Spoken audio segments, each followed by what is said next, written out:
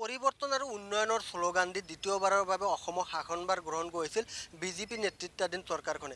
কিন্তু সঁচাই পৰিৱৰ্তন হৈছেনে? মই বৰ্তমান উপস্থিত আছোঁ ধুবুৰী চহৰৰ নিচেই কাষতে থকা ফলিমাৰী কুন্তিশ্বৰ পাৰঘাটত। আৰু এই অঞ্চলৰ ৰাইজে দীৰ্ঘদিনৰ পৰা দেখা গৈছে যে তেওঁলোকে যাতায়াতৰ ক্ষেত্ৰত জমৰ যাতনা ভুগিবলগীয়া হৈছে। কিয়নো এই বাঁহৰ দলঙেৰে তেওঁলোকে দীৰ্ঘদিনৰ পৰা তেওঁলোকে যাতায়াত কৰিবলগীয়া হৈছে।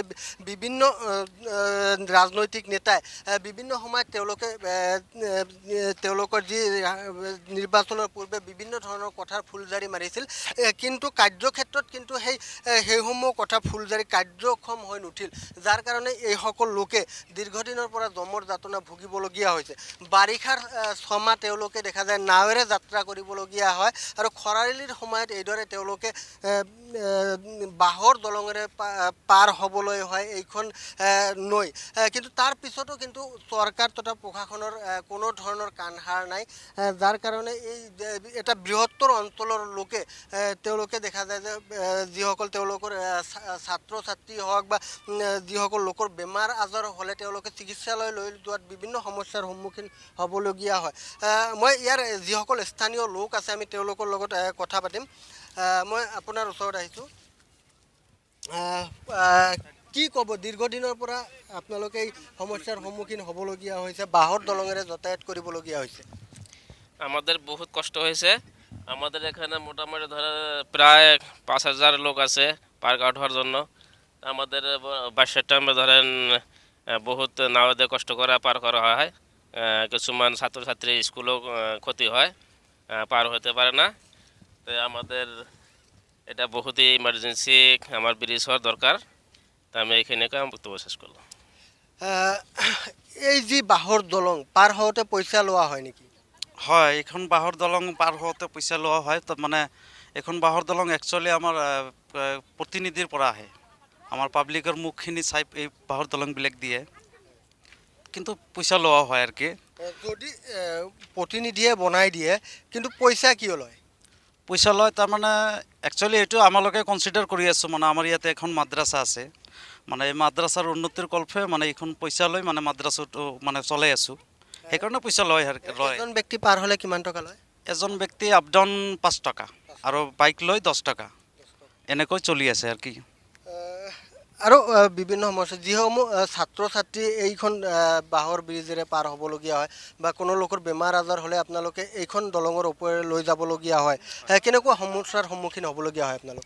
মানে একচুৱেলি কথা হ'ল, ভাৰত স্বাধীন হোৱাৰ পিছৰ পৰা এতিয়ালৈকে আমি যিখিনি কষ্টত ভুগি আছোঁ, মানে আমাৰ কুন্তিশ্বৰ পাৰ্ট 2, যিটো আপোনালোকে পিছত চাইছে, আমাৰ কুন্তিশ্বৰ পাৰ্ট 2, পাৰ্ট 1, আৰু আমাৰ মানে দীঘলীয়া যদি আপোনালোকে ভাবে কাটলামাৰী মাজিচৰ, এই গোটেইখিনি মানুহ আমাৰ এইটোৱেই ৰাস্তা, আৰু বেলেগ এটা ৰাস্তা আছে ফলিমাৰী, কিন্তু নিকটৱৰ্তী হয় এইটোৱেই। কিন্তু আমাৰ বানপানীৰ সময়ত মানে এইটো আপোনালোকে চাইছে নদীখনে নৌকাৰে পাৰ হ'বলগীয়া হয়, আৰু খৰালিৰ সময়ত এইটো 3 মাহৰ কাৰণে আমি মানে এইটো পাব্লিক তথা MLA কিছু আমাক টকা দিয়ে, সেইটোৰ মানে বাঁহৰ এটা দলং বনাইছে। আমাৰ মানে তামাম কষ্ট হয়, কণমানি ল'ৰা ছোৱালী আছে, আৰু আমাৰ যদি বেমাৰী থাকে বা মানে যিকোনো মানুহ ধৰক আপোনাৰ তামাম কষ্ট হয়। তো আমি এইটোৱে চৰকাৰক দাবী জনাওঁ। আমি আঞ্চলিক মই আমচুৰ প্ৰেচিডেণ্ট হয় আঞ্চলিক।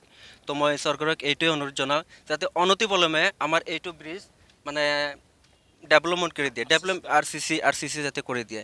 এইটো যোৱা বিধানসভা নিৰ্বাচনৰ পূৰ্বে দেখা গৈছিল এখন জনসভাত বদৰুদ্দিন আজমলে কৈছিল, এই স্থানতে হৈছিল সেইখন জনসভা, দলং নিৰ্মাণ কৰি দিম বুলি ঘোষণা কৰিছিল। কিন্তু নিৰ্বাচনত তেওঁৰ যিগৰাকী প্ৰাৰ্থী আছিলে জিকিলে, তাৰপিছত তেওঁলোকে খবৰ লৈছেনে বা এইখন দলং বনাই দিয়াৰ কাৰণে কিবা ব্যৱস্থা গ্ৰহণ কৰিছেনে? চাওক, এবাৰ অকল UDFৰ কথা নকওঁ, মানে আমাৰ কংগ্ৰেছ, UDF আৰু BJP যিকোনো অকল চৰকাৰ বা মানে যিটো বিপক্ষ যিটো দল আছে, সকলোৱে ইলেকশ্যনৰ সময়ত প্ৰতিশ্ৰুতি দি যায়, তাৰপিছত একো খবৰ নলয় আমাৰ। আপুনি চাওক, ইয়াৰ পৰা আমি যিটো মানে য'ত আছোঁ, ইয়াৰ পৰা ধুবুৰী টাউন জাষ্ট 1 কিলোমিটাৰ নহ'ব, তথাপিও আমাৰ এনেকুৱা মানে ভুক্তভোগী হ'বলগীয়া হৈছে। কাৰণ মানে চাওক, ইলেকশ্যনৰ সময়ততো যি টি কৈ যায়, মানে ভোট লোৱাৰ পিছত বাছ খেল খতম, মানে এনেকুৱা আমি কষ্টত ভুগি আছোঁ। হয়, সেয়া আছিল এই অঞ্চলৰ এইসকল লোক যিসকল লোকে প্ৰতিদিনে যমৰ যাতনা ভুগিবলগীয়া হয় যাতায়াতৰ ক্ষেত্ৰত।